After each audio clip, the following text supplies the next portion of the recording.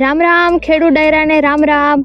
આજે આપણે આવી ગયા છે એક આપણા બાજુમાં મગફળીનું ખેતર છે એ ખેતર ઉપર, અને આ ખેતરમાં તમે જોઈ શકો છો એમ બહુ બધી જગ્યાએ ખાલા પડેલા છે અને એક અવનવા રોગ હોય ને એવું લાગે છે આ ખેતરમાં.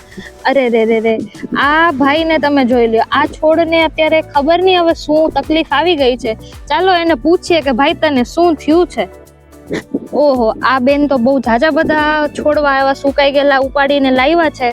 તો આપણે એમાં જરાક ઝૂમ ઇન કરીને જોઈએ કે એની અંદર અત્યારે આપણે જોઈ શકીએ છો ને તમે જેમ ખેડૂત મિત્ર, એમાં અત્યારે કાળી ફૂગના પ્રશ્નો જોવા મળે છે.